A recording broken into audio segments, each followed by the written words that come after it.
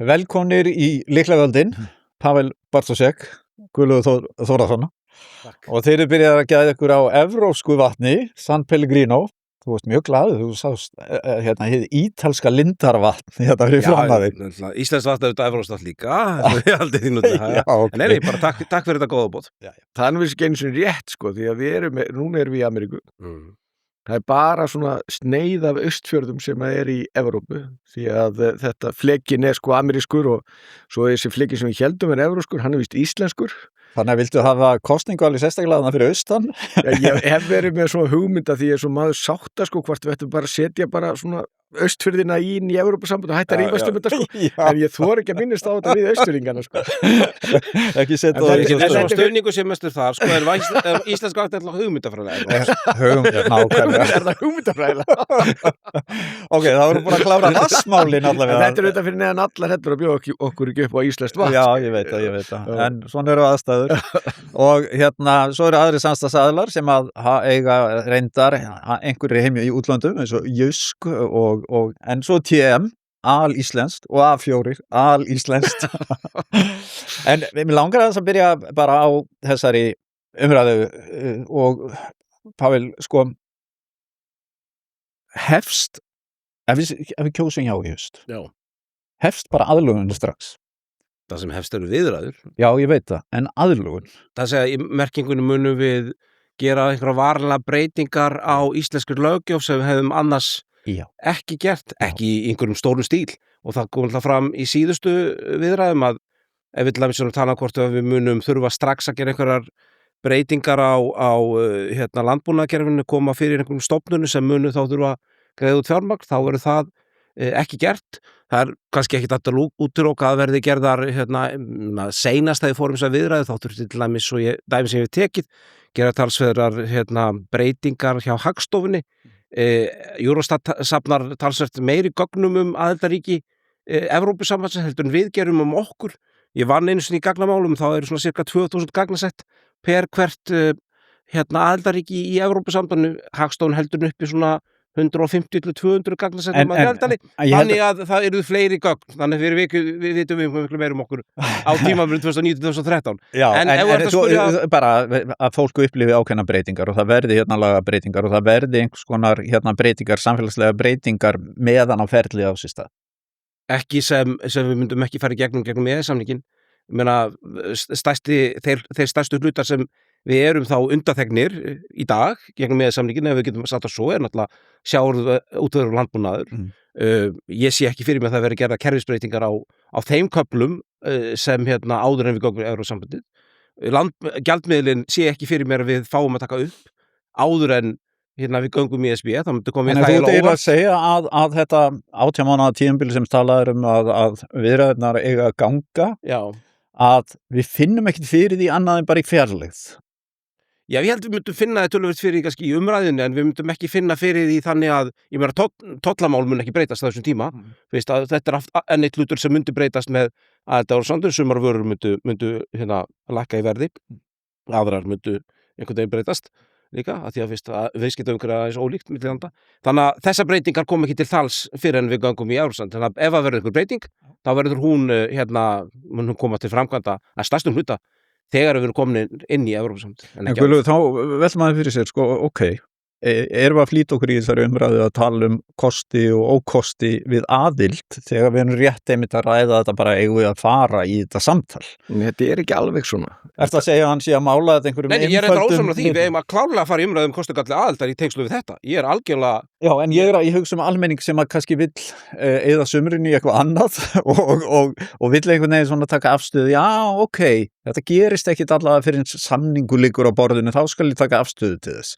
Pavel er nú svo í hrósun og hann skammaði mig oft fyrir að hrósa sig, það finnst það ekki vera gera einlægni, en það er alveg einlægni. Hangir stundum ykkur aukasetning í þetta kemur stundum með ég vil kenna það, en hann reynir, af því hann veit alveg út af hvað það gengur, hann reynir að passa sig að vera ekki að afvegaleiða blekki umræðinni, en sko, þetta er samt þannig, og hann nefnir Hagstofuna, rétt, og það voru settir 8.000 milljónir síðast á verðlagi ársins núna í aðlögunarstyrki og svo samningur fór í gegnum þingið við séu það búið að dæla því inn í stofnanirnar því að þú þetta undirbúa stofnanirnar fyrir aðild meðan þú ert í aðild að vera eða aðlögun að vera hvað vilt kalla og það bara líka bara eðlilegt því að ef að þjóðin segja já, nú þá verður að geta gengið inn, þá getur ekki sagt, heyrðu, ok, komið eftir 3 ár, en það gerist það ekki, það bara núna til dæmis á viðtal við forsætisráðherra Makedóníu, þar sem hann sagði, heyrðu, við erum búin að aðla allt, við erum tilbúið með allt saman og við erum bara bíð eftir að fá að koma inn, en Evrópusambandið fór náttúrulega fram og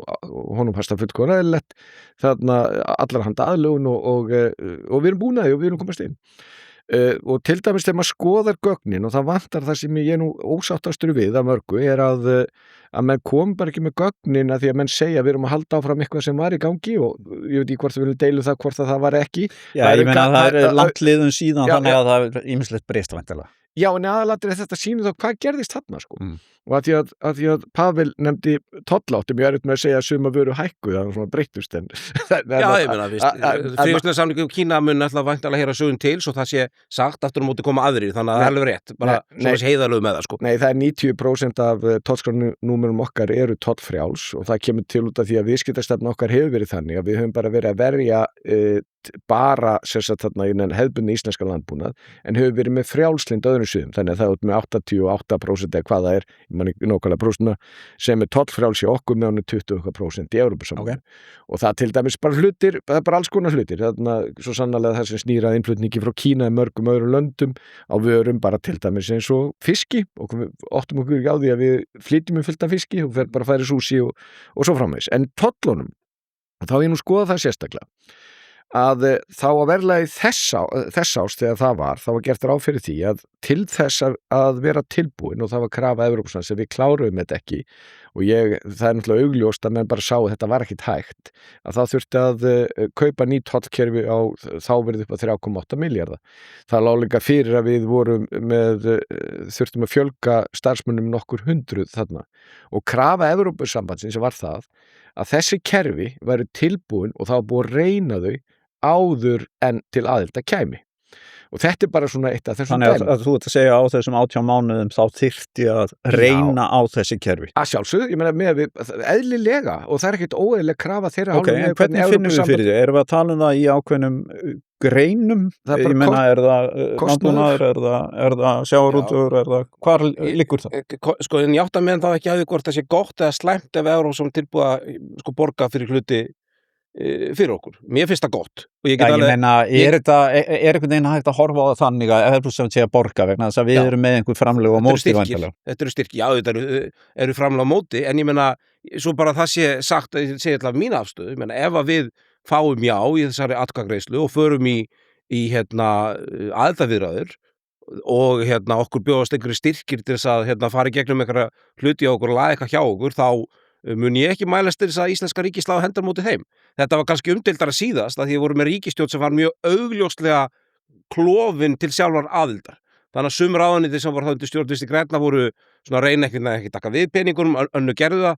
Ef að við fáum umboð þjóðan til að fara þessar viðræður og okkur bjóðast einhverju styrkir til þess að uppfara tollakerfi okkar, þá sé ég enga ástæðis að taka ekki við þeim peningum. En við veitum hvað vil aðeins út af þessu? Já. Sko, það er engin ástæða til þess og það er engin vilji til þess að við tökum tollakerfi á þess að vera í Evrópusambandinu, við þurfum að neyðast þess. Ég meina, það er ekki þannig að það sé einhver neyðvarðandi tollkerfi okkar og segjum við færum í þetta og þetta bæði þurfum við náttúrulega að koma með framlög á móti en á sama hátt að þá náttúrulega fer rosalega mikil vinna í þetta. Þú getur sett einhverja milljarða á bara beinan kostnað, ferðakostnað og hvað þetta er þýðingakostnað og eitthvað sem við þurfum að gera. En fólk sem er að vinna að undirbúningi þessu er ekki að gera neitt annað á meðan. Hvað sem að það er í ráðuneytum eða stofnunum slíku. Nú segjum það að við gerum þetta og við förum í aðlögun og við fjárfestum fyrir sem miklu meiri 3,8 milljarðar, ekki 5-6 milljarðar í þessum kerfum sem við ætlum ekkert að nota. Ég meina, við erum ekkert að selja það neitt í kjölfari, sko. Og það er búið að setja þessa peningi í þetta. Ég meina, við erum þá búin að ráða inn starfsfólkið.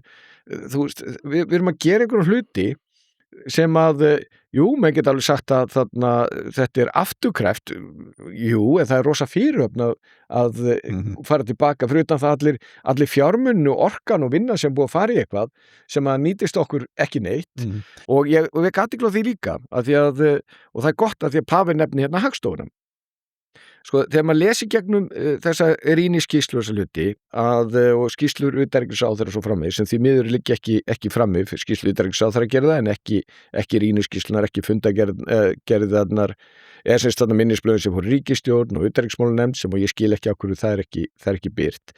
Þá er alltaf segja, heyrðu, og þá reyna að menna lágmarka umsýsluna vegna þess að sko kerfin eru gerð fyrir miklu stærri og fjölmennari þjóðir og þá menn sjá bara þurfi að því að það hljómar alveg vel að vera með meiri upplýsingar en þetta svona á öllum sviðum og við náttúrulega núna, ekki bara á EES heldur við bara tekja upp á ýmsu sjálf höfum búið til allt og mikla reglur, oft á tíðum allt og mikið eftirlit sem ekki skilvirt og við erum ekkert voðalega góðið í og þetta bara myndi þýða meira þessu því að vandi Evrópusambandsins ef við værum núna bara í Evrópusambandinu og værum bara að ræða Evrópusambandinu, ekkert hvort við inn og úti ég held að við værum alls sammála það, við erum búin að lesa Draghi-skýrsluna, það bara kemur ljós að samkeppnishæfi þarna Evrópusambandsins er ekki gott og það er ekkert af þessum árangri sem menn ætlu að ná til þess að vera fremst og samkeppnishæfust, mestu nýsköpun, stærstu fyrirtæki, ekkert af þessu gengi eftir. Bandaríkin og jafnvel Kína eru bara að stinga okkur af. Við varum bara að tala heyrðu, við verðum að fara að skera niður reglugerðar. Sko, margir hagsmunaaðilar sem að sjá eða segja að þetta sé bara verulega slæmt fyrir okkur og meiri þess aðilar sem að sko voru fylgjandi í það færi það er svona breyst afstæða hér. Svo sjáum við til dæmis formann eins öflugasta verkalýðsfélagsins Sólveig Önnu sem bara er hatramur andstæðingur. Þú finnur alveg að þetta er mjög ólgandi í öllum kimum samfélagsins. Hvernig getur einhvern veginn svona bara lagt þetta fram og sagt krakkar, við græðum öll á slagið á. Ég er ekki nokkið vissum að ég sé stjórnmálaðar til að smætta hlutina í alveg það einfalda setningar. Okay. Ég meina, í grunninn kemur afstæða þó Sólveigar Önnu mér kannski ekki stórkostlega óvart. Ég held að hún mótist reyndar meira af bara hennar pólitísku sín. Hún bara lítur á Evrópusambandi sem eitthvað kapitalist skrýmsli sem myndi gleypa Ísland og er andvíg því á rauninni fyrst og fremst þeim fossum. Hún skrifaði langan pistil það að fólk á Spáni væri að gjalda mikið fyrir þetta og í rauninni bara spátt. Ég held að sko ef við tækjum svona einstaka hluti fyrir að ég menna það er auðvitað staðreynd við tökum bara vextina að við á Íslandi erum með 8,9, 8,6 til 8,9% vexti á verðtryggðum íbúðalánum. Það er bara vexti sem maður skammar sig fyrir að nefna í öðrum löndum. Í Evrópu er þetta á bylunni svona 3 til max 4% og þarna eru lönd sem eru með mjög ólík hagkerfi, mjög ólíka stöðu hvað varðar atvinnuleysi, mjög misrík en öll þau hafa það sameiginlegt að hafa miklu lægri vexti á íbúðalánum og að jafnaði miklu lægri verðbólgu. En segðu mér að með því að ganga inn í Evrópusambandið eða með því að ganga ekki inn í Evrópusambandið gætum við aldrei gert þetta sjálf, komið vöxtum niður. Þurfum við alltaf að ganga inn í Evrópusamband til þess að koma þessu vaxtaumhverfi í eðlilegt horf? Sko, þetta er svona kannski fræðileg spurning eins og, er sniðugt að kaupa sér kort í ræktina og byrja að æfa, sko, getur maður ekki gett allar æfingarna sjálfur heima og þú sem sagt treystir okkur ekki til þess, við þurfum að hafa aðhaldi frá Evrópusambandinu til að gera. Ég myndi segja að sé miklu betra að hafa aðhaldið í formi masterskýrarna og allt sem því fylgir hjá. Þannig að fræðilega séð eru þetta hægt að ná ýmsu fram, en okkar vandinn náttúrulega hefur kannski verið í gegnum það að við náttúrulega lendum í þessu höfuruga hlaupi, það sem það er farið fram á mikla launahækkanir vegna mikilvæg verðbólgu. En það er við sem ákveðum það. Það eru við sem að sköpuðum þetta ástand. Akkur getum við ekki undið ofan af þessu ástandi. Þurfum við einhvern veginn að ganga í eitthvað ríkjasamband til þess að leysa mál sem að eru jafnvel heimatilbúin vandi eða eitthvað sem við eigum að geta sko.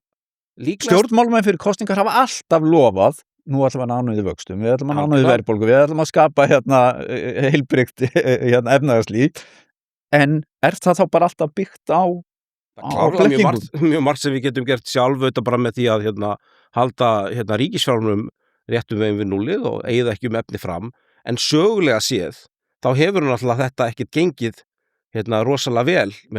Vextir á Íslandi hafa verið miklu herri að jafna heldur en Evrópu bara eins lengi og lengstum en muna. Þannig að þó ég hafi visslega trú á því að það sé hægt að ná niður vextum og verðbólgu núna, þá held ég að langtímalausnin sé ekki svo einhvern veginn við öll segjum við lofum að vera bara mjög öguð hérna í frá, heldur að það sé miklu meiri trúverlega bakvið ef við göngum inn í kerfi sem neyður okkur til þess að gera það og leyfur okkur ekki að prenta peninga þegar við þurfum á þeim að halda. Samfélagið treystir kannski ekki stjórnmálamönnum nægilega vel einmitt til að taka á þessum vanda og það getur vel verið að við sækjumst eftir hvernig Evrópusambandið til þess að tryggja það að við náum einhverju stöðuleika sem við höfum þráð í allt og langa tíma. Er það ekki alveg skiljanleg afstaða hjá bara einum venlega Íslendingi? Jú, en við verðum að náttúrulega ræða hlutina eins og þeir eru, sko, því að við förum ekkit inn í, að þetta snýst evruna en ekki Evrópusambandið, við förum ekkit inn í að nefna uppfylla masterskilið og við þurfum að gera það. En við þurfum alltaf að gera það, hvort sem að við ætlum inn í Evrópusambandið eða ætlum bara að vera hérna áfram í einhverju heilbrigðu umhverfi. Auðvitað er það þannig að við horfum á Ísland og þeir með kannski útskýra bara masterskilmáluna. Þetta er í rauninni verðbólga, þetta eru vextir, hallar ríkissjóði og svona hlutir. Og opinberar skuldir, það er rauninni þessi fjórir þættir sem er svona stóra máli í þessu. Og við höfum sumir bara staðið okkur ágætlega í, sérstaklega kemur af afkomunni, en það vextirn og verðbólgunni eru áberandi að við erum ekki að halda okkur innan þeirra. Og en sko, þú veist, þegar við berum saman í Ísland og önnur ríki að þá gengur mjög vel hér og þegar við skoðar Evrópuríkin, ef við tökum þau, að þá gengur mjög vel hjá okkur og Sviss og Noregi og Liechtenstein sem fyrir utan Evrópusambandið.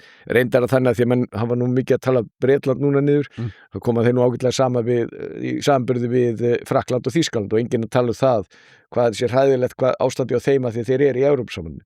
En hvað sem því líður, að þá þurfum við að gera þetta sjálf. Og ef við myndum sem við ættum að gera, því að þetta eru ríkisfjármál, núna til dæmis ríkisstjórnin fékk umsókn frá fjármálaráði sem bara falleinkunn og fjármála áætlunum og bara sagt að hún sé ekki að slá neitt á neina verðbólguvæntingar allt á bjartsýnum forsendum, ýtir undir ósjálfbjarni ríkisfjármál, þetta voru 14 punktar, 1 jákvæðu, 13 voru mjög alvarlega. Væri þess ekki gott að vera með Evrópusambandið til að berja okkur að vera með almennilega fjármálaáætlun? Já, svo er það að það er ekki bara fyrir áætlun, heldur henni bara þarna þegar kemur að framkvæmdinu og það er þannig að þetta er svolítið svo George Orwell að þarna þau eru svolítið sumir jafnar en aðrir. Þannig að þegar menn voru að framfylgja þessum skilyrðum, stöðuleika skilyrðum hér þetta einhvern tímann, að þá að tekið sérstaklega á Finnlandi, Írlandi, Austurríki, rétt og einhver fleiri löndum, Gríklandi og Spáni, á meðan að þeirra Frakkland og Þjóðverjar þeir gerðu bara sem datt í hug, sko. Og ég held að það sé ekki mjög gott, en aðalatrið þetta ég vona að við fáum ekki að gera það sem við okkur dettur í hug. Ég held að markmið sé nú kannski að fá einmitt að við hljóttum samt sem að vera sammála það að ef við erum reglur einhverstaðar sem við þurfum að hlíta, þá viljum við allir aðrir séum á sama stað. Og eitt eru þetta, þú getur bara sagt, heyrðu, gott og vel, þetta eru reglur sem vilt fara að allir fara eftir og maður getur, það má vel vera, en svo eru bara alls konar reglur þar sem aftur að það eru bara frakkarnir fá sér meðferð út af stærði sinna og stöðu og jafnvel Þjóðverjarnir líka og það er bara alveg sérmálin, aðalatrið þetta. Við þurfum að gera hvort heldur sem er og stóra máli eru svo sannarlega ríkisfjármálaskiptamáli og til dæmis þegar menn hækka bankaskatta þá er það nú kannski ekki beinlínis besta leiðin til þess að lækka vextina til almennings, það er bara beintengst þar á milli og það er til dæmis það sem er ríkisstjórnin að gera þó svo hún vilji gangi í Evrópusambandið. En sko, við verðum líka átt okkur á því að þetta er ákvörðun sem að ég tel að sé bara nokkurn veginn óafturkræf af praktísku. Bara meinar að hefja þessa viðræður? Nei, að fara inn í Evrópusambandið. Já, en ég meina að við erum að fara inn í það til langs tíma, við erum ekki að fara þarna í einhverju 3 ára leiðangur. Já, en sko þurfum við eitthvað að ræða sko að við ætlum að geta gengið úr því þegar við erum að fara að tala um að ganga í það? Já, sko, þarna, ég held að sko það er margt sem að því kynningin hefur náttúrulega verið engin á þessu máli. Nei. En sko núna við erum með elsta þjóðþing starfandi í heimi, stofnað 930 og við þurftum að hafa mjög mikið fyrir því að því að við mistum ákveðin völd og förum ekki eina Nei, ég farið inn í kristintökuna Nei, vísu hefði gaman að því en aðaldri málsir þetta að sko ég held að Íslendingurinn þegar hann átt að sjá því að það dugar ekki að skamma þingmanni sinn heldur að tala við Evrópuþingmann og hann má ekki leggja fram einu sinni frumvörp í ótrúlegum málflokkum. Pavel, Þá held ég að renni tvær grímur þetta valdaframsal og þetta Og að við framkvæmdavald höfum og verið þessi eiga dómstóll. sem að getum brugðist hratt við, að allt í einu erum við komið með einhvern stóra bróður langt út í löndum og við missum þessi tengsl einhvern veginn innanlands. Bara eins og það að Evrópulög munu alltaf yfirgnæfa íslensk lög eða taka eða sem sagt, Sumara kannski vaxtaðurbræðina. Ef við förum með Evrópusambandið, þá held ég geti fullitt með mjög mikillri vissu að vextir á húsnæðinu verðalægri. Ef við gerum það ekki, þá getum við sannarlega stigið skref til þess að gera líka, en það er bara miklu minna líklegt að verði ef við tökum við að sögum. En segðu mér, ég ætla aðeins að bæta eitt vegna þess að, sko, nú kjósum við ekki, þannig, sko. En ég meina þeir eru búin að vera við völd, en þeir eru búin að vera. Það er alveg líklegt að það byrji til að hækka aðeins. Allar aðgerðir sem aukar ástöðunartekjur fólks og auka þessi betra líf að hafa stundum það áhrif að það sé hækki verða húsnæði. Þannig að það er bara mjög líklegt á samátt og hækku launa hefur þau áhrif. Það er ekki það sem gerðist í Króatíu. Ef þú með lóðaskort á Reykjavík að þá mun hækka verða húsnæði ef vextirnir er lágir. En til lengdar þá er klárt og þá verður fólk bara að meta eftir 10 árum eftir inngöngunarsambandið, þá verður fólk spurt, væru þú til að ganga úr Evrópusambandið og fá aftur 9% vexti á Íslandi? Ég held að fólk muni ekki. Og en atvinnuleysið? Ef við skoðar sögu af atvinnuleysi í Evrópu, þá er atvinnuleysi bara mjög ólíkt eftir Evrópulöndum og þetta veistu. Og þú nefndir áðan nokkur ríki sem eru ríkar en við og það er rétt að þarna er Liechtenstein og Sviss, en það eru líka með ríki eins og Luxemburg og Írland sem hafa auðgast gríðarlega á veru sín í Evrópusambandinu. Írland er náttúrulega bara ein sigur saga þegar kemur að þeirra Evrópusambandinu. Þannig að það er sannarlega verið þannig að og ríkin Austurlöndum blómstra öll. Meir og minna. Já, blómstra, nei, það gera það ekki. Heyrðu Pavel, sko aðeins hægja okkur. Ef það eru fá hús og margir reyna að kaupa þau, þá verður verðið hátt. Jafnvel þó að vextirnir séu lágir. Og það er ekki þannig í Evrópusambandinu að unga fólki sé bara í einhverju himnaríki og getur keypt sér húsnæði og leigan sér lágur. Þetta er ekki þannig. Það er ekkert ókeypis. Það er mjög mismunandi eftir löndum. Það er ekkert nákvæmlega. Og það er náttúrulega bara þannig að Ísland hefur til dæmis að verið með háa verðbólgu svo sannarlega. Við hefum verið að semja með þeim hætti og allir sammála það að það hefur verið of hálaunin með við framleginu aukninguna. Það hefur sérst á okkar Íslendinga. En við höfum líka haft sveiflujöfnun til dæmis í gjaldmiðlum sem gert það að verkum að atvinnuleysi þegar að bjátar á er miklu minna heldur en annars staðar. Og tökum aftur bara, sko, við áttum það sameilt með Grikkjum þegar fjármálahrunið var, að við fórum illa út úr því að ég held að það ætlar að tala forngrikki en allt í lagi. Við fyrir inn það rétt og eftir. Það líður eins og að fara. Já, rétt. En ég meina, hvað gerðist þá? Ég meina, krónan, hún gaf með öllu sín göllum, það verðbólgan fór upp og verðið hækkaði og ellendu verðunum allt það, en það gerði atvinnulínu viðspyrnu, það var hér lágt atvinnuleysi og við komum vel frá því. Grikkinni, þetta var ekkert að hjálpa þeim þar. Þannig að þetta er allt saman kostir og gallar og mæta hér og segja, smámál, þetta er bara ef við förum í Evrópusambandið og við borgum með okkur í Evrópusambandinu, við erum að fórna hér lagasetningavaldinu og stórun hluta, dómsvaldinu, framkvæmdavaldinu og við höfum bara lægri vexti, þetta er alveg geggjað. Þetta er ekki svona. Er þetta dýruverði keypt? Það finnst mér ekki. Og ég meina, ef við getum alveg talað kostnað, það er bara sjálfsagt mál og ég held að sé rétt og ekki heiðarlegt öðru að halda fram en að Ísland verður þetta að nett og greiðandi inn í Evrópusambandið. Ég meina, það væri óeðlilegt ef eitt ríkasta land í Evrópu myndi einhvern veginn fá meira inn í ríkissjóð út úr aðild þetta myndi borgaðinn. Ég meina, það hefur samt verið reiknað og það er tölur koma fram í minnisblaði frá ráðuneytinu. Ég meina, lönd eins og Finnland greiðir netto meðaltali 0,2 til 0,3% af vergri landsframleiðslu inn í ESB. Við takjum 0,3, þá er það einhverju 15 milljarðar netto.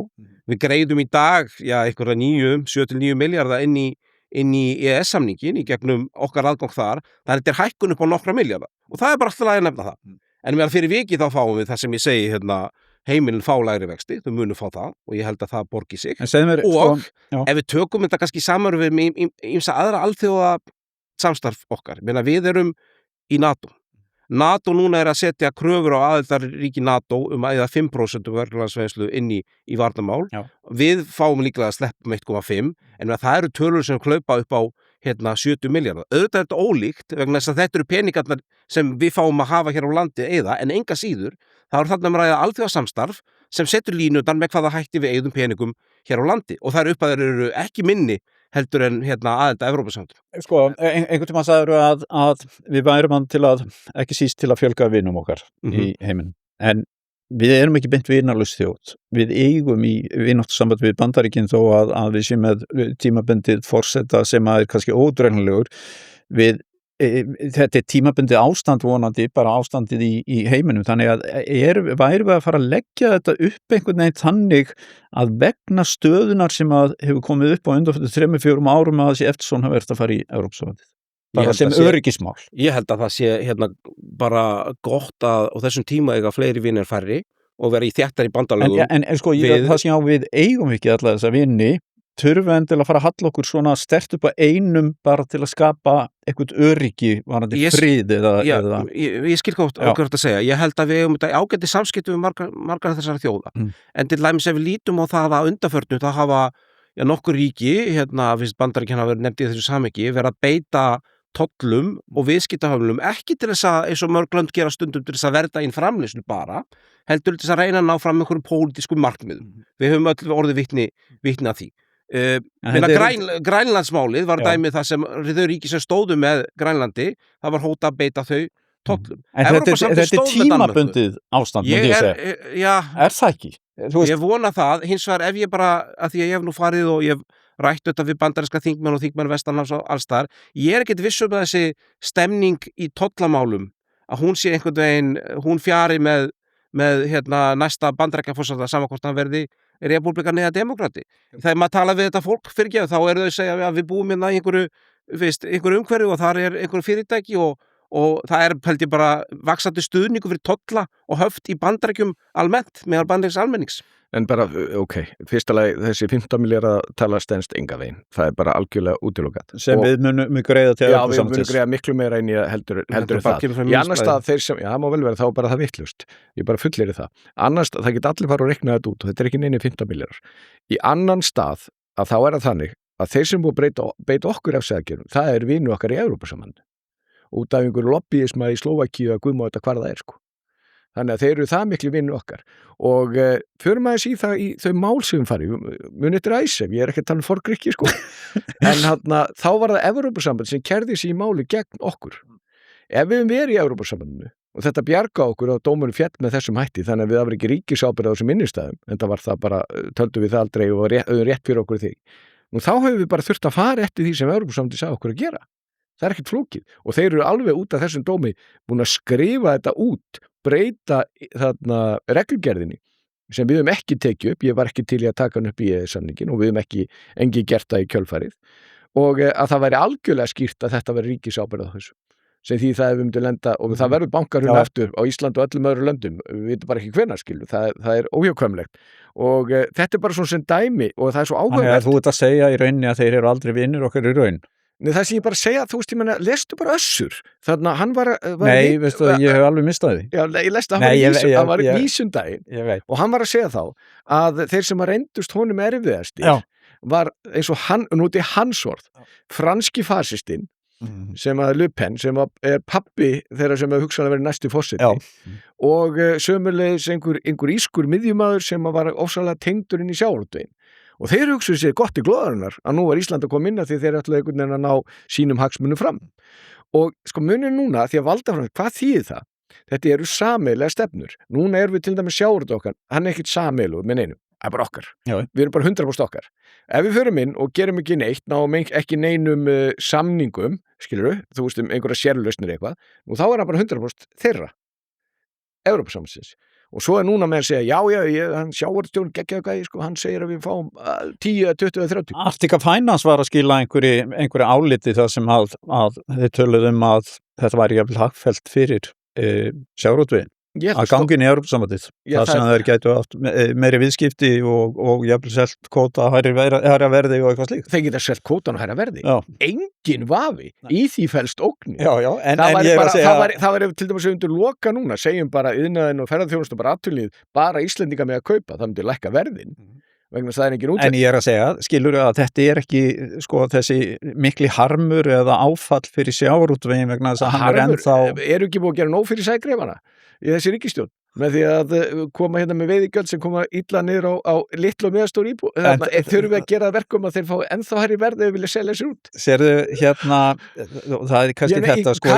Nei, ég bara veltaði fyrir mig, hérna erum við með ungan mann sem að er upptökustjóri hjá okkur og ég er ekkert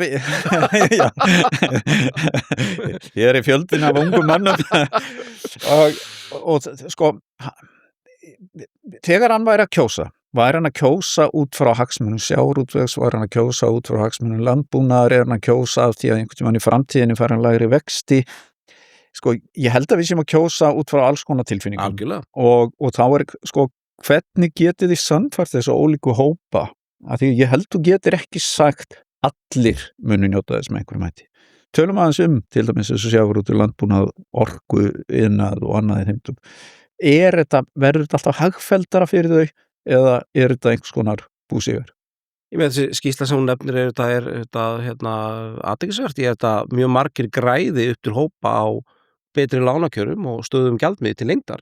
En auðvitað eru kannski alveg áskorunum, ég meina það hefur auðvitað komið fram bæði ræðum forsætisráðherra um að krafa í rauninum varanleg yfirráð yfir okkar málum í sjávarútvegum er mjög mikilvæg ákveðum forsætissamningar náist og ég held að sé svolítið þarna hafa menn mikla efasemtur að það sé bara hægt og tala önnu dæmi, það er enginn sem búin að fá einhverju undanþágur og eina svolítið sláttaldi létt á mjög sterkar yfirlýsingar leiðtoga Evrópusambandsins nýlega, fólk fer í bækling frá 2010 og segir þarna stendur að séu einhver gerðar og svo ertu með þá sem stýra Evrópusambandið í dag sem hafa mínum að stíð fram svo getum við talað allavega um Donald Tusk forsætisráðherra sem sagði nú bara forsætisráðherra Póllands hann er ekki að stýra Evrópusambandinu Já, ég held að það er aðildarríkin stýri Evrópusambandinu mjög mikið og þetta er stórt og mikilvægt aðildarríki og hann er líka fyrir forseti ráðherraráðsins þannig að þetta er maður sem ákvæmstlega vita eitthvað gangverk Evrópusambandsins og svo ertu með bæði framkvæmdastjóran og stækkunarstjóran og sjávarútvegsstjóran sem hafa sagt að tala með þætti að væri hægt að finna einhverjar lausnir þannig að ég held að við farandi inn í viðræður, þá eigum við að nýta okkur þar yfir sig. Er alveg skýrt hvað við ætlum að fá? Eða er það skýrt fyrir þjóðina til dæmis vegna þess að nú eigum við einhverja 3 mánuði í þessa kosningu og þá hljótum við að vilja vita hvar ætliði að láta steita á hlutum og hvar og í hvaða málum er eitthvað stað bara algjört no-no í ykkar huga. Þarf það ekki einhvern veginn að vera skýrt fyrir þessa kosningar í haust? Ég heldur klárlega að það hjálpi, menn að það var þannig síðast að þegar menn fór í þessa vegferð, þá var meirulta álit utanríkismálanefndar, þar sem voru lagaðar línur varandi áherslaatriði og samningsmarkmið og ég rækna fastnælega með því að núna verði það líka þannig að það verði lagaðar einhver línur varandi það. Hversu upplýst verðum við vegna þess að partur af þessari vegferð er að við vitum betur? Algjörlega. Ég meina það mun þá bæði koma fram í áliti nefndarinnar. Ég efa ekki það að menn geri fréttur úr því og svo er náttúrulega samkvæmt lögum þá landskjörstu falið að reyna að búa til hlutlaust kynningarefni á því sem pennaðarnefndi sagði að það væri mjög mikilvægt fyrir ferlið allt. Þannig að ég tel að það sé mjög gott að þjóðin sé upplýst hvaða væntingar við höfum til okkar samningafólks, hvaða línur við leggjum fyrir þau. Nefndin hefur ekki lokið störfum sínum, þannig að mér kannski ekkert eðlilegt að tala um það alveg í þaula, en að mörguleyti því ég lesi áliti frá því síðast, það er megin línur sem þar eru lagðar standast að stórun hluta tíma stönn að mínu mati. Okay. Það er bara smá að það sem var sett í nefndarálitið og hefði aldrei farið gegnum þingið sem eru svona skilyrði nema með þessu skilyrðum því að fyrst vildi ríkisstjórnin koma með fórustum með ríkisstjórnin að koma bara með svona opna umsókn. Það var aldrei kynnt fyrir Evrópusambandið og það hefur bara komið fram í umfjöllun nefndarinnar. Þannig að, og svo er það bara þannig að við erum, ég veit ekki, ég læri náttúrulega stjórnmálafræði í háskólanum og það var ekkert neitt leyndamál hvað fólst yfir í Evrópusambandinu. Ég er nú búin að vera í þessu síðan ég var alltaf því í menntaskóla og átt samskipti við þingmenn og svo náttúrulega sem ráðherra framkvæmdastjóra Evrópusambandsins og svo framvegis og enginn þeirra með þessa túlkun sem að maður hefur heyrt heima núna í aðdraganda þessara kosninga og reyndar að þannig Össur Skarphéðinsson baðinu að gera skýrsla þegar hann ákvað það að hætta þessum eða setja hlýja við þessar viðræður. Sú skýrsla aðgengileg öllum og það nú farið sérstaklega yfir þetta í fyrsta lagi þetta þessa bjarsýni halda það að við fengjum einhver önnur skilyrði heldur en þessum að í reglum Evrópusambandsins og síðan það bara skrifað út sérstaklega með sjávarútveginn og landbúnaðinn að það engin dæmi kemur það bara í ljós. Það ekki eðlilegt líka að við verðum upplýst þetta og þá myndi ég segja því hljóta að vera partur af því samtali hvar setum við mörkin í þessu samtali. Ef þú værir bara gangi inn í þessa samningaviðræður, hvar myndirðu, það fyrst og fremst að tryggja þessi yfirráð yfir þessum 3 greinum sem við tölum alltaf það meira en það? Ef þú mætt bara leggja þessi skilið á borðið? Ég bara hef ekki trú á því að þessi gott fyrir okkur Íslendinga og sé engin rök fyrir því að vera inn í Evrópusambandinu. Sérðu engin rök? Þú hlýtur að sjá það í einhverjum á einhverju stöðu. Ég held líka að mönnum bregði mjög mikið þegar átti sig á hvað þetta eru líka litlir við erum alltaf að tala sjávarútveginn því auðvitað viljum við ekki, við vorum að berjast fyrir 200 milljónum og ég meina við erum búin að loka íslenska sjávarútveginn af því að við viljum bara ráða því hvort við skattleggjum mikið eða lítið eða tökum á kvóta, setjum í byggðakvóta, hvað við gerum en við viljum ekki því að það rökrétt í rauninni ef að við værum bara eitt land, þar sem Evrópa væri bara þar sem við skilgum Evrópu, þá myndum við ekkit endilega hafa virðisaukan á Íslandi, ég meina útlendinga veittu í okkar hafsæði í 100 ára, ekkit bara Bretar og það miklu einfaldar að sigla bara fram og tilbaka og þetta þarf ekkit að hafa einhverja heimilisfesti á Íslandi út í það farið. Þannig að, en þetta bara hlutir. Ég veit ekki hvort þú setur veiðimaður eða hvort þú bara skoðun á því að það fríða alla fugla sem eru veiddir.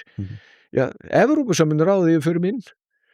Sama hvað skoðun þú hvað skoðun þú hefur. Hvað Evrópusambandið hafa að þú veist með svona völd, lítil og stór, eitthvað sem að snertur okkur beint og allt í einu völdin farin til Brussel. Þetta sem ekki í alvöru talað þetta kannski meginmálið, fólk uppfullt af vantrausti og það koma einmitt svona sjónarmið eins og þetta bara, ég hélt reyndar að við myndum stýra svona málum eins og kvóta í ákveðnum visttegundum gagvart ef við færum inn í Evrópusambandið.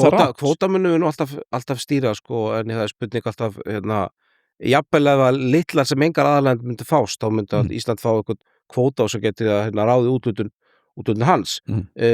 Vangaveltur væntanlega hvort að ákvörðum heildaraflamarkið yrði okkar eða þarna úti og það þær hagsmunir sem þurfum að halda til haga. Eru þarna einhver mörk hjá þau til dæmis að Evrópusambandið ákveði ekki heildarkvóta heldur að við gerum það? Þú ert kannski að spurja mig svona einhvern veginn bæði, ég get haft eina skoðun sem einhvern veginn persónulegt mat. Ég held að Evrópusambandið upptihópa sé hagsmunir af því séu bara mjög miklir að ganga af þenn inn og miklu meiri heldur en ókostundir. En ég veit hins vegar að ef að íslenska ríkisstjórnin kemur tilbaka með samninga sem væri 2 ára aðlögunartími að fiskveiðistjórnarkerfinu og svo ekkert meira, þá það borin von að þjóðin myndi fallast á þann samning. En ég meina 5 ár, 2 ár, 7 ár, 10 ár. Ég held að það sé ekki aðalatrið. Ég meina, ef þetta tímabundið, þá held ég að það sannfæri fáa af þeim sem eru efasemdum. En þú þetta trista mjög mikið, þú þetta trista stjórnmálum í Evrópu, stjórnmálamönnum, stjórnmála ástandi, efnahagsástandi annarra landa, þú orðin dálítið svona ég meina almennt við getum ekki byggt þetta á trausti í þessu tilfelli. Þurfum að byggja þetta ákvæðum í alþjóðasamningi sem frumréttur Evrópusambandsins. Við getum ekki sagt bara, við fáum gott veður með eitthvað. Í svona atriðum þá tel ég að það sé ákvæðum ekki núastandir í þessu öllu sem kannski stóra málið, vegna þess að við getum alveg talað einhverja kosti og einhverja hættur en væntalega þessi núans að gagvart því að tryggja eitthvað til langframa það væntalega svona stærsta glíman ykkar.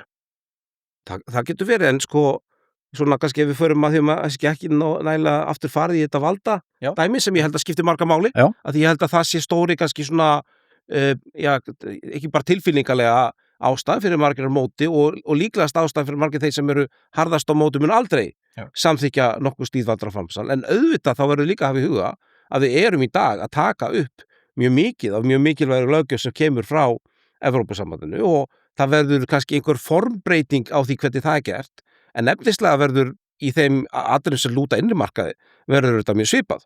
Þetta er eðlisbreyting og þið er ekki að tala niður EES-samninginu. Ég var að nefna hérna Ég er ekki að tala niður. Jú, þið ert að gera með þessu þetta sé bara einhver svona muni bara ekki neinu. Því að þetta er tveggja stórlaust, það er engin lög á Íslandi sem eru gild á Íslandi með íslenska þingi samþykkja. Ef við förum inn, þá er það Evrópuþingi sem ákveður eitthvað og þá gildir á Íslandi. Þannig er alveg gríðarlega stór munur. Dæmi það sem við höfum til dæmis í miklum hagsmunamálum sem við sleppt, var ég að fara yfir á hann, minnistæðringarnar. Við höfum ekki tekið það inn í EES-samningin, ég neita að taka það inn í EES-samningin og það hefur engin, mér vitanlega af íslenskur ráðherra, þannig að vísu bara Þórdís og Þorgerður, ég vona að þau fari, Þórdís gerði það sannarlega ekki og ég vona að Þorgerður fari nú ekki að reyða við því að hleypa inn í EES-samningin. Já, kannski varandi bara ef við förum praktist inn í, það er ekki allt sem Evrópuþingi samþykir sem sjálfkrafa tekur, hefur áhrif á aðildarríkjunum. Tilskipanir til dæmis sem eru samþyktar af Evrópuþinginu, það er svipað farið með þær og er í dag með EES-samningin. Það sé að það er komið eitthvað tilskipun og aðildarríkin þurfa að útfæra það í sinni löggjöf. Þannig að það er kannski engin breyting á því nema auðvitað að í dag samþykkjum þetta með formulhætti að það sé tekið í EES-samningin. Svo er þetta líka reglugerðir teknar inn, en vel að merkja, mikið af lögum sem við samþykkjum á Alþingi sem snúa reglugerðum í fjármálum öðru, lögin eru einfaldlega reglugerð Evrópuþingsins og ráðsins númer þetta og þetta tekur hér með gildi á Íslandi. Þannig að jú, það er vissulega einhver formleg afgreiðsla Alþingis þarna til staðar, en de facto þá erum við að taka við löggjöf sem Evrópuþingi hefur samþykkt og samþykkjaðu inn í Þannig að þetta mun ekki breyta svo miklu. Ekki þessum málaflokkum sem við þegar erum það er bara svo lítið af Nei, það er það ekki og þú veist betur. Pavel, ekki reyna þetta. Ég skal reyna. Ég hef engan húmor fyrir þessu. Ég hef kallað eftir og kallað eftir því og það verður gert og það liggur fyrir hvert hlutfall gerða sem við tökum inn í íslenska rétt, þarna EES-ríkin, hvað það er hátt. Síðasta skýrsla sem ég gerði, göngum til góðs, þá var það komið 13,5%.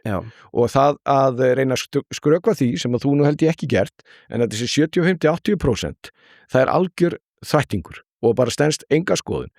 Og það er og gríðarlega mikill munur á því hvort að þú þurfa að taka allt inn í íslenska rétt og hvort að íslenski dómstólar séu sjálfstæðir og við séum með framkvæmdavaldið miðað við það að þú þurfir að taka allt saman inn og getur sagt það, það sem þú ert að vísa til þarna, sumtaðis og getur sagt það bara fyrir beintinn, annað þurfum við eitthvað að taka inn með því að afgreiða það sjálfur, en í grófum dráttum er þetta grundvallabreiting, enda munu stoðir sem við erum í núna í EES að við erum ekkert partur af þeim lengur. Sama held ég að séu 30 stofnanir sem væri með framkvæmdavald inn á Íslandi, sem að erlenda stofnanir sem að væri með framkvæmdavaldi hér og auðvitað Evrópudómstóllinn, hann hefur loka orðið.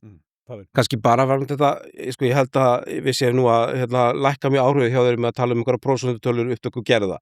En enga síður, bara til þess að fara í gegnum þessar tölur, til þess að fá töluna 13,5 þá þarf að taka inn allar gerðir og ákvarðanir Evrópusambandsins. Þar með til dæmis, svo tökum bara á konkrétt dæmi, ef eitthvað íþróttafélag í einhverjum bæ í Evrópu lendir í vandræðum og fær ríkisaðstoð sem aðstoð frá sveitafélaginu vegna þess að það er að vera gjaldþrota, þá flokkast það sem ríkisaðstoð í skilningu Evrópulaga og þetta er birt sem gerð inn í Evrópu. Við höfum sammála það að taka svona hluti ekki inn í EES-samningin vegna þetta er svo staðbundið og hefur engin áhrif. Ef við reiknum til þess að fá töluna 13,5 þá þurfum við að taka svona litlar ákvarðanir inn sem ég held að þetta er þannig. Það eru líka litlar ákvarðanir inn í 13,5 en algjörlega til að fá töluna 13,5 þá þarf að taka styrki til íþróttafélag í Evrópu. Það eru líka litlar ákvarðanir inn í 13,5% sko. Þetta er allt saman litlar ég veit það, en það kannski sést kannski best á því síðast að við vorum að semja þá opnuðum við lokum kannski svona þriðjunga köflum samdags sem þýðir það að öll þessi löggjöf sem Evrópusamtið hafði búið til var þegar komin í okkar rétt og það er það sem nýtur að innmarknum allavega þriðjungur er komin inn. Segðu mér bara í fyllstu hreinskilni af hverju er Evrópusambandið svona áfram að koma og fá Íslandin í Evrópusambandið?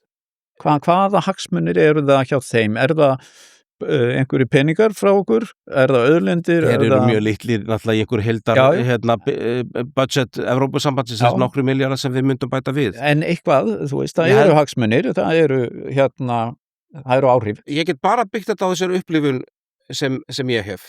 Og hún náttúrulega er kannski svo að fyrsta lagi þá erum við sem erum að hefja þetta samtal.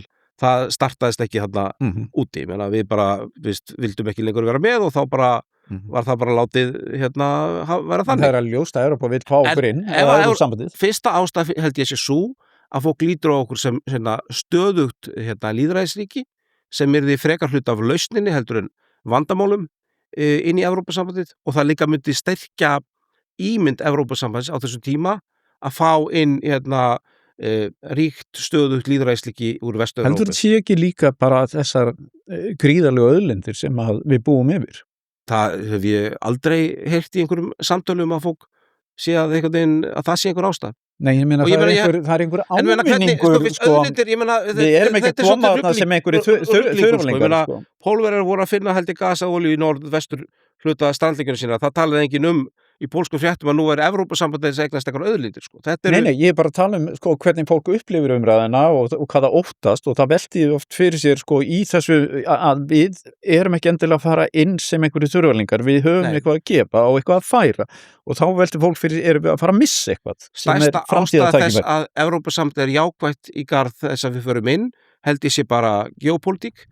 Fólk lítur á það fyrsta lagi það sé jákvætt fyrir ímynd Evrópusambandsins, en það var mjög neikvætt fyrir ímynd Evrópusambandsins að Bretland hafi farið inn, það var mikið áfall það var mikið áfall fyrir þau og það hvort það hafi verið gott að ekki fyrir Bretland, þá verið bara Evrópusambandið var í dálítið sjokki eftir það var bara mjög slæmt fyrir þau líta á þetta sem jákvæðan hlut að ríki sem er klárlega stöndur lýðræðisríki og ríkt vilji fara inn og svo held ég að menn það er ástæð fyrir því að fólk kannski vill ekki fá Tyrklandinn jafn mikið og myndi vilja fá Ísland. Fólk bara lítur ekki svo á að það séu líkur því að hér verði komið á herforingastjórn sem muni stjórnandi með tilskipun. Nei, það er ekki vafi. Þeir vilja fá okkur inn og það er ekkert neikvætt í eðlisviðinu. Þeir eru svo sem alveg búið að skrifa það meðal annars út af að þeir hafa núna erum með áhuga á norðurslóðum og mér finnst það bara, það er í sjálf sér gott að það hafa norðurslóðum og þeir vilja náttúrulega líka fá Noreg inn, það eru alvöru peningar. Þannig ef þeir ná okkur inn þá eru auðveldara að meiri líkur að fá Norðmennina. En það er líkur alveg fyrir og kemur eins og aftur svo vitnu í össur að Spánverjarnir litu nú gimdar augum á komast inn í íslenskan sjávarútveg eða íslenskar auðlindir skildur þú segja. Því að það er, eins og ég segi, eins og vorum að ræða á þann, ég meina það er bara okkar hagur og þó svo að við séum örugglega allir landkrabbar og erum ekki að leiðin í þessu og eigum eitt í sjávarútvegsfyrirtækjum eða slíku. Það er gott fyrir okkur að hafa þessi öflugu fyrirtæki á landinu sem að skila einhverju verðmæta aukningu hér. En trúir því einhvern veginn að við missum þau eða missum það að vera með þessu öflugu starfsemi hérna? Verður hún ekki alltaf hérna? Nei, hún var náttúrulega ekki hérna. Við vorum við fórum nú því bara östuð. Við sildum öll heimsins höf og svo sildum við alla 100 metr út frá það voru út frá fjörun en síðan voru erlendir aðilar að veiða hér allstaðar. Það voru þeir sem að alveg sama hvort það voru hvalveiðar eða þorskveiðar eða hvað það þetta voru allt saman útlendingar sem voru að veiða hér og við þurfum að berjast fyrir að komast inn. Það sem ég veist vera stóra áhættan í þessu og svo gefum okkur það núna og við sem finnst mér svona það er svolítið þessi nálgun stjórnarlega, við vorum svo litlir og fátækir eftir hrunið að Evrópland það geta alveg áhuga okkur núna sjáum hvað eru ríkir og þetta eru góði gæja núna þannig að við fáum eitthvað pínlítið. Finnst þér eitthvað minnumáttakendar? Já, ég veist alltaf verið minnumáttakend í ESB sinum en aðalatriði finnst mér þetta að Evrópusambandi verður til eftir Ursula von der Leyen sem reynda beitti sér gegn okkur í þessu járnböndismál, láta okkur lengi mynda en gefum okkur hún sé, ég hitta hún bara prískonu allt í góð með það, kom allar vel fyrir og gefum okkur sé bara rosalega gott fólk sem á mikið áhuga á Íslandi núna en það verður ekkert að endalaust lög og reglur Evrópusambandsins eru til staðar svo mjög þróast og þú þarft rosalega mikið til þess að segja, veistu það Þórhallur ég bara, þú ert svo geggjaður að ég ætla að láta þig bara ráða mikið af því sem að mér koma allavega þarna, þú veist, þú ert bara svo mikið En Pavel að segja að það það sem við ætlum að binda inn í alla samninga Nei, að vera þú mjög getur það skýr ekki, í því. þetta bæði, sko, þú fyrsta lagi að þá verður að miða við status quo og aftur, sko, þegar hann segir við sérna, við fáum aðlögun en svo segir hann líka, heyrðu, við getum skráð hérna inn, núna þegar við förum í þetta, inn í aðildarsamningin eitthvað sem á að halda og við ætlum að biðja eitthvað sem enginn við fengið. En það verður aldrei, fáum aldrei allt. Nei, en hvort sem við erum innan Evrópusambandsins eða utan, þá verðum við alltaf að vera í einhverjum samböndum og samskiptum við aðra þjóðir, þannig að það er alltaf traust til lengri tíma. Það er allt byggt á einhverjum reglum og einhverjum... Nei, sko, málið það, þarna, ég er nú mjög fylgjandi, í að vera í samskipti við aðra þjóðir en við höfum ekki bara líta til Evrópu og við höfum ekki rætt það að hvar geopolítíska stað okkar er. Þetta munur liggur í þessu að ég segi við þig, ég þarf að, þú veist, eiga samskipti við þig og við erum bara lítið þorp og vonandi eru það alltaf mjög góð og en svo getur eitthvað komið upp á en það er mjög sjaldan sem að segir, ég á svo geggjaðan nákvæmlega en geggjaðan framtíðarlaus að ég ætla bara að leyfa honum að ráða mínum málum að ég treysti honum svo vel og það er ekki, þú getur alltaf góð sambandi við Evrópusambandið þó þú bara takir ekki eitthvað sem þú átt og segir, heyrðu, þú mátt stýri svo ég sannfærum að þú gerir þetta vel fyrir mig. Gulli nær alveg að teikna upp það sem að margir óttast. Það er þetta einhvern veginn að við missum þessi yfirráð yfir þessari eyju sem okkur þykir svo vendum. Þú finnur það alveg að það er eitthvað sem þú þarft að svona rökraða gegn. Já, algjörlega, en þá þetta bendi á að de facto, þá þetta erum við að taka upp mjög mikið af lögum sem samin í Evrópusambandið og afgreitt Evrópusambandið og án þess hafa neina aðkomu þar að. Það er ekki rétt. Já, förum ekki þangað. Ég get útskýrt það. De facto er það auðvitað þannig og ég meina það verður bara þannig þá líka nema það við höfum þá eitthvað rödd við borðið bara í Evrópuþinginu og þegar ákvarðanir eru teknar. En sko, ég samt, að því að ég fylgist alveg með umræði í mörgum Evrópuríkjum og það er ekki þannig til að fólk talar um mentamálin, segjum við væri með nú er umræðið mentamál hér og mættir þetta að vera meiri og það er ekki þannig í Evrópuríkjum það er fólk ræðið mentamál og segja, já, við getum nefnilega ekkert talað um þetta í Evrópusamræðið þessu öllu eða við getum ekki rætt vegamála því að Evrópusamræðið ræðið þessu öllu. Það er ekki, þeir eru ekki með sameiginlega stefnu þar. Þú tekur dæmi sem hún veist að þarna felst ekkit í, við förum ekki mentamálin í Evrópusambandið. Það er náttúrulega eitthvað samstarf við mentamálum í Evrópusambandið, en nei, í flestum málaflokkum er það þannig að það er ákveðin rammi, en auðvitað eru ríkin ég sé í grunninn ekkit rosalega mikið mun á kosningabaráttu í Póllandi eða Danmörku eða á Íslandi vegna þess að fólk segir, já nei, við getum ráð þessu ekki, Evrópusambandið ræður öllu. Það er, ég sé ekki alveg hvað ákvörðun það er sem við getum ekki tekið. Það er ekki marga þjóðir sem er í Evrópusambandinu sem eru að debattera það hvort þau að fara út úr því. Já, þú finnur það alveg að ég meina það er sátt í flestum þessu löndum að vera þarna inni. Ég held að ástæðan fyrir því að þeir gerðu það alveg meðvitað að þeir vildu ganga þannig fram að það eru viðskiptahindranir milli sín og Breta til þess að sína ef einhver aðra ætla að fara út að þá munu gera sama við ykkur og þetta fylgdist náttúrulega vel með þessu. Heldur að samfélögin óttinn sé ekki aðal drifkraftur í. Já, ok, ég náttúrulega var í samskiptum í nærri 5 ár við allt þetta fólk. Það var engin, mjög góða félag og jafnvel vini sem voru utanríkisráð í Evrópusambandslöndum. Það var engin sem hvatti mig til þess að Ísland færi inn, ekki nokkur. En hins vegar vita mig hvað hafa og það er líka, og ég meina ég hef áhyggjur Evrópusambandinu, ég held að þetta gæti farið mjög illa og einhver kynna að segja, þú ert svo lítir en Evrópusambandinu, þú lítir og glaðið með það. Nei, vegna þess að við vitum ekki hvað myndi taka við. En ég held að, sko, að það að menn neiti og horfast í augu við þann vanda sem Evrópusambandið í, að hann gerir þeim erfitt fyrir, en við erum ekki að fara að laga þá, talandu sæti við borðið. Sko, við erum með 63 þingmenn. Ef að það var í Evrópuþingi, þá fengjum við ekki 1. Við fengjum 5 af 750. 6 líklegast. Já, 6 fyrirgeðu. Fyrirgeðu, ég var að íkja. Nei, menn að, veist, má ekki samtala segja hlutina. 6 fyrirgeðu, ég veist afsökunar. En 6 af 750. En það þýðir ekki þar með sagt að við séum aldalus. Sko, Evrópuþingið nú líkast veikasta stofnun að þessum 3 stofnunum Evrópusambandsins. Vandinn er þessi, eins og við erum bara hérna á Íslandi. Við erum í vanda hér á Íslandi, það er verkefni. Þegar til þess að kemur í ráðuneyti, þá þú ert alveg allan við til að koma málum í gegn og missa þetta ráðundum. Já, skrítið og það er. Og við erum búin að byggja of sterkt embættismannaveldi. Við erum þó frekar nálægt þessu, skilur við, þarna eru bara kjósa, við erum 400.000. embættismannaveldi Evrópusambandis svo gríðarlega sterkt og framkvæmdastjórnarnir, þeir koma þarna og fara, þeir eru náttúrulega valdamestu mennir, en þetta sem eru pólitískir, sem að reyndar nú þannig að þeir eru, þetta svo langt frá lýðræðinu og það nú sjaldnast fólk sem að hann aldrei kosið og allavega sjaldnast mikið traust, dæmi Mandelson var einn af framkvæmdastjórnum Evrópusambandsins og Neil Kinnock og hvað þetta var allt saman en þarna, þú veist, þannig að það svo erfitt, jafnvel þó öll lönd Evrópusambands séu alveg sammála þeirra að breyta þessu, þá gríða sem það aldrei, það mikil óvinning þar inni, en þá gríðarlega erfitt eiga við embættismannavaldið. Pavel, ég velti fyrir mér varandi Viðreisn sem hefur svona lagt þetta oddinn og samfylkingin einhvern veginn, já, það kemur það sem kemur, þó séu Evrópusinnaður flokkur, það var svona, þetta verður lagst alltaf á ykkur.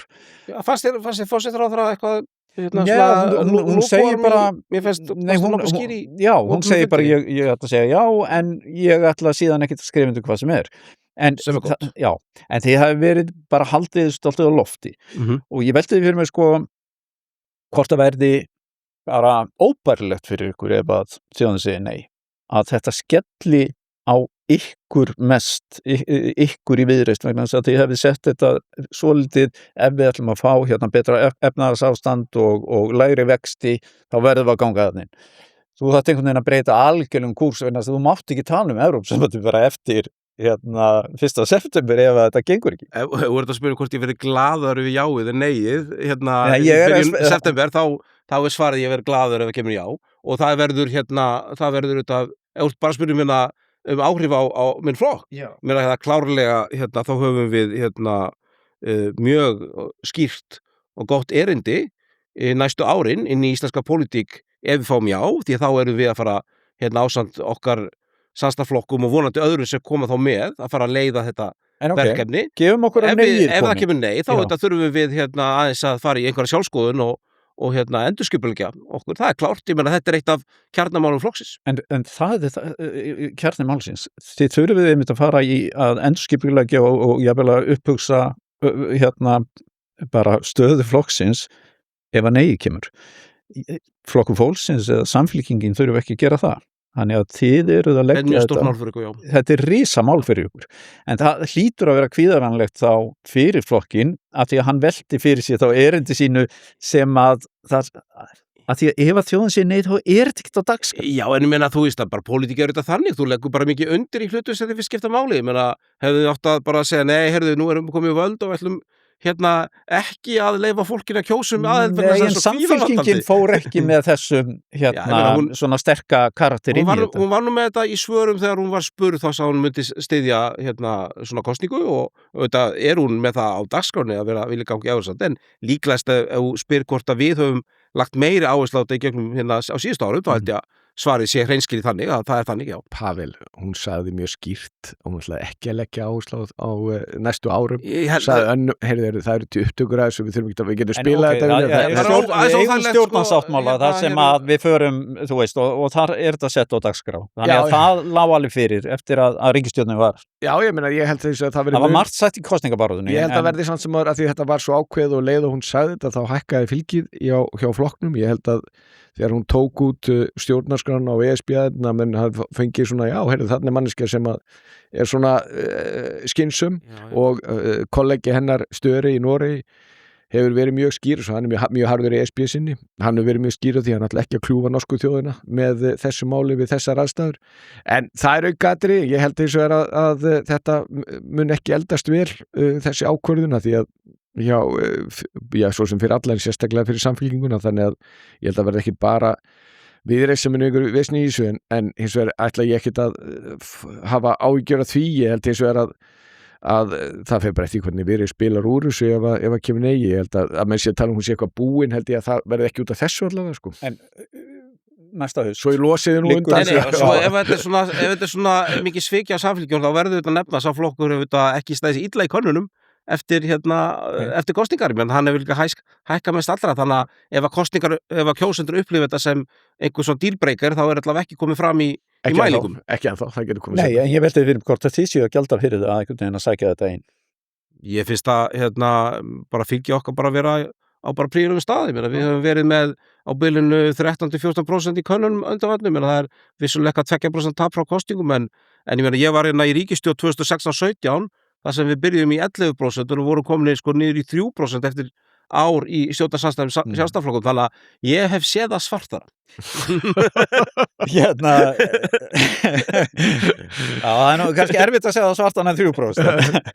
en svona að því við förum að slúta þessari Evrópu umræðu, en þá hérna má alveg búast við því að ef að þjóðin segir nei, að þá kannski komist eitthvað logn á samfélagið eða hvað, eða og ef hún segir já að þá verðum við alveg stöðugt í þessum slag núna næstu 2 árin. Það verði ekkit annað til umræðu heldur en Evrópusambandið. Verður einhvers svona stöðnun bara hjá okkur frá meðan? Það er aldrei erfitt að segja. Ég mun bara líta svo að við höfum fengið umboð til að fara í viðræður og bara leiða allt lykta, en ég get ekki lofa því að þeir sem eru á móti verði eitthvað minna móti.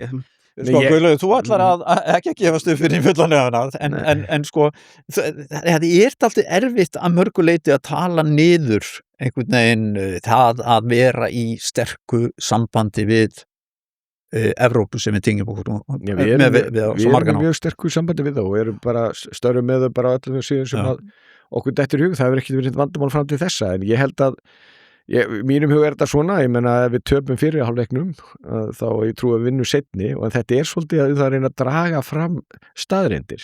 Liverpool ekki að vinna seinni hálfleikið þegar þau tapa fyrir, sko.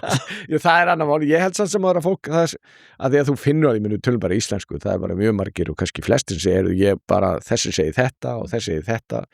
Við erum með ríkisfjölmenni sem alls ekki að draga fram aðalatri máls og virðist nú hann á nú heilt sumar eftir. Nú hann að fókusera á sveitarstjórn kosninga. Jú, en ég menna það nú samt sem að þannig að og ég skil ekki á hverju engin umræðu það að í aðdraganda aðildarumsókna þá þykja 164 milljónir frá Evrópusinn til að búa til þættum vatn. Við kláruðum vassumræðina. En ég veit ekki hvort að fólki finnst það vera tjarnin í þessu. Svo endurtekar bara mína sem ég hef ekki komið nægilega vel að, finnst mér að við erum þetta vissulega í góðu samstarfi við þessar þjóðir, en með því að vera í Evrópusambandinu, og það óumdeilt, það erum hluti hinu pólitíska bandalagi eða klúbbi eins og stundum við kallað, sem við erum ekki hluti af í dag. Ég meina, og stundum snýst ekki bara góða vilja. Ég meina, þegar að Danir lentu í ganski ákveðnum erfiðleikum vegna samskipta við Bandaríkin út af Grænlandi, og Bandaríkin fór að beita einhverja tolla á ríki sem hjálpuðum, þá var auðvitað styrkur í því fyrir Evrópusambandið að vera saman í einu tollabandalagi. Á samhátt Bandaríkin geta sagt ýmislegt Spán vegna þessar ónægkunni haga sér, en á meðan þau eru saman í einu viðskiptabandalagi, þá er aðeins erfiðara að beita eitt ríki.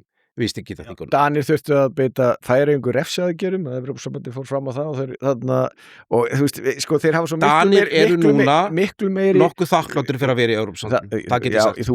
En sko, þeir hafa miklu meiri tækifæri þegar þeir eru komið með þessi völd yfir málum sem við höfum full völd yfir núna, að gera okkur erfitt fyrir heldur en þeir erum fyrir utan, og ég vek athygli á því að sko því að ég kom ekki að hvar við getum haft áhrif þegar kemur að þessum gerðum og EES-samningu. Það í 600 hópum, þetta bara svona 20-30 eitthvað slíkt sem við þurfum að fókusin á, en þurfum að gera það, og ef við gerum það ekki lendum í vandræðum. Þarna hafa öll ríki sem vilja hafa áhrif, þetta besti staðurinn til að gera það. Ef við færum inn þá eru hóparnir 2500 og að manna þetta allt saman til að gæta hagsmunina. Þú gerir ekkert mikið meira með utanríkisþjónustu. Álþjóðin fær vinnu við þetta bara. Nei, sko, auðvitað það, ég menn þetta draumi fyrir embættismenn, stjórnmálamenn, hugsanlega akademika, þetta fyrir okkur Pavel, þetta alveg himnaríki. Ykkur liði báðum vel í Brussel, sko. Ekki vissum að Brussel sé mín drauma vinnustæður, svo ég bara segja það hreint út. Og ég ætla ekki að láta fólk smætta þetta niður það, ég sé þetta vera betri vinn. Og ég held að þetta megi ekki snúast um það. Persónlega, við verðum að horfast í augu við það og tala eins og að því að tala hagsmuna, það eru hagsmunir stjórnmála, persónulega hagsmunir stjórnmálamanna og embættismanna gangin í Evrópusambandið. Það óumdeilt.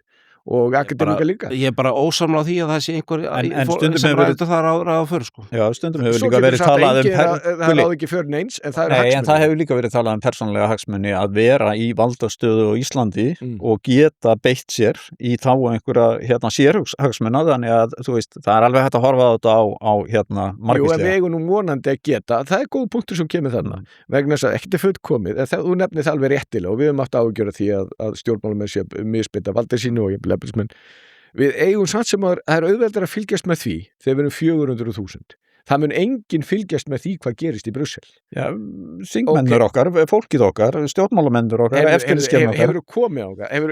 Já, ég hef komið til Brussel. Þessna skil ég alveg að hann langi ekkert að búa. Ég meina, sko, þú veist, það er enginn með aðhild að stjórnmálamennunum sem eru þarna í embættismönnum. Ég fullyri það. Nei, mér finnst það kannski svolítið, ég veit ekki, ég ætla ekki að fara einhvern veginn, þetta segir nú, veist, hvernig fólk hugsar, sko, en ég menna, veist, ég klála verið Evrópusinni mjög lengi og þegar ég var það fyrst, þá var ég ekki að hugsa að ég myndi einhvern veginn vera stjórnmálamaður og síðan fyrrum stjórnmálamaður og var að leita mér að vinnu. En það eru þessi rök sem snúa að vöxtum og verðbólgu og efnahag og síðan það ég tel að sé mikilvægt fyrir Ísland á þessum tíma að vera hlutur sem pólitíska klúbbi. Það er stutt í sveitarstjórnarkosningar. 2,5 viku og bara að því að þið hafa báði verið í borgarmálunum. Þið gætu nú náð bara saman flokkarnir ykkar, Viðreisn og Sjálfstæðisflokkur. Það eru margir sem eru svona farnir að máta þessa flokka saman. Hvernig Viltu ég er að láta ykkur knúsast í lokin. Eyðileggja líf mitt núna, það er náttúrulega annað fólk komið í stjórnvölinu og það er kannski óhöfbreytt að einhver sem er nýstíðin að borði farið einhvern veginn að mynda meirihluta fyrir þá í þessum ágæta þætti, sko, en ég meina þegar ég var í borginni þá átti ég svona fyrirfram ekkert erfitt með að segja að maður geti unnið með hverju sem er, sko. Nei, en sérðu kröfuna, þú finnur alveg kröfuna breytingar. Já. Og ég geri þá ráð fyrir einhvern veginn að ef þú fengir einhvern veginn að vera við borðið í... Ég mun ekki vera það, ég tek það fram, ég var í borgarstjórn í fyrst 4 ár, svo var að borgarfulltrúi og svo fór ég af því, þar er mér alltaf að leyfa því fólki sem þar er að eiga svið í þessum ákvörðunum, sko. En ég menna, flokknum mínum gengur ágætlega í borginni. Já. Og ef maður horfir á, ég held að fyrirfram, ég menna, Viðreisn, ef þú ert að fá það fram, þá Viðreisn og Sjálfstæðisflokkur eiga alveg hugmyndar samleið í einhverjum málum. Já. Það er klárt, ég menna, báðu flokkarnir eru svona hægra megin við miðju, ef svo máður komast, þannig að það er þá einhver grundvöllur. Evrópusambandið er ekki að þvælast inn í borgarmálun allavega? Nei, það er ekki verið hvort sem það hvort Reykjavík á að gera svona. Hvað með þig? Ég meina, Sjálfstæðisflokknum gengur vel og Viðreisn sömuleiðis, Miðflokknum gengur vel. Þetta er ekkit ólíklegi kandidatar í að mynda meirihluta. Er þetta svona álitlegasti meirihlutin svona út frá ykkur, séð? Já, ég held að það sé svona eina leiðin sem er tryggt að ég veit ekki hvað ég kem náttúrulega og í hvað flokki er að kjósa þarna breytingar er að kjósa Sjálfstæðisflokkin því að honum hefur verið haldið fyrir utan þetta allt saman og í mjög langan tíma og ástandið er mjög alvarlegt. Og það er rauninni alveg ótrúlega hvernig menn tekist að krúla hlutum bara nú að síðast hvernig fjármálastjórnin er hjá borginni og svo þetta er bara að safnast upp þessi einhvern veginn galna hugmynd að allt í einu getum við sleppt að hafa bílastæði. Ég var bara að tala við fólk áðan sem að búið að búa einhver stór á sama staðnum og kemst ekki bílastæði sitt lengur vegna þess að það er búið að byggja svo flott hús með einhver bílastæðum við hliðina, sko, að þarna og það er alveg sama hvar er gripið niður, hvort þessu leikskólamálin, skipulagsmálin, samgöngumálin eða hvað sem er. Við verðum bara að fá breytingu og ég veit að margir hafa áhyggjur af Viðreisn af því að þó það er langt svolítið síðan að maður heyrt að Pavel vinur minn segir þessi að hægra með við miðjum, maður er ekki alveg að sjá það í ríkisstjórninni þegar voru að samþykkja nú að verðlagseftirlit Viðreisnar sem að ég hef nú aldrei trúað. Og skattalækkun. Já, við stundum það en að verðlagseftirlit Viðreisnar, það er bara eitthvað úr forneskjunni, en láta það liggja með til hluta. En er það ekki bara út af einu máli til að fylgjast með kannski fyrirtækjum sem við berum ekki alveg fullt traust til varðandi álagningu á bensíni? Jú. Er þetta ekki bara svona eðlilegur fyrirvar? Já, það er líka settur 15 milljónir í verðlagseftirlit ASÍ, sko, og hérna tröstið er ekki meira. Já, en sko hugmyndafræðin var þessi, við hættum með þetta verðlagseftirlit og fórum í samkeppniseftirlit, af því að menn sögðu þetta verðlagseftirlit var nú ekki alveg að virka. Já, en þetta er ekki til langframa. Nei, það breytir engu, þú út með, sko, menn ekki eins og múið skoða hvort þetta standi stjórnarskrán, fyrir þetta er bara hugmyndafræði sem gekk ekki upp. Já, en hvað sem ég ætla að reyna að segja var þetta,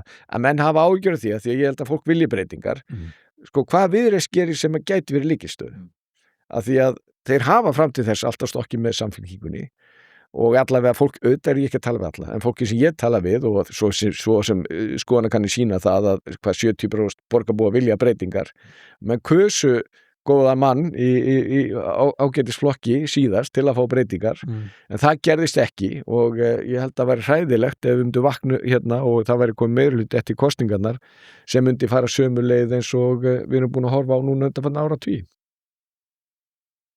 Hversu ræðilegt var þetta? Hversu ræðilegt var í hvað? Að Samfylkingin næði hérna völdum með Viðreisn. Ég myndi vera ánægð með meirihluta sem væri með Viðreisn, en ég held að eins og aftur segir, sko, þetta er nú kannski hluti sem er eðlilega að spurja þá sem eru í fósfari hérna fyrir flokka. Þú hefur svo mikinn áhuga á þessu. Ég hef mikinn áhuga, ég myndi segja bara, það er gaman að fylgjast með og gaman að sjá hvernig okkur gengur ágætlega í Hafnarfirði og í Kópavogi og hér í könnunum. Hérna, ég myndi fyrirfram alls ekki útiloka samt að þetta hvorki til hægri né vinstri. Hérna, það er bara þannig. Og það eru bara... Er hægt að koma með pólitískara svar? Þetta er orðið 9 framstofnokkur. Já, ég meina... En þú ert búin að vera mjög afgjörð í Evrópumálum. Það væri í alvörunni dálítið ósanngjarnt fyrir mig að þegar maður ný stíðin út úr einhver hlutverki að fara og segja fólki sem er tekið við og í einhver kosningabaráttu í hvorum maður áttu þetta stíga. Það er bara ekki fér. Ég skal ekki pína þig fyrir það. Frábært að vera með ykkur. Takk. Takk. Takk sem leiðis.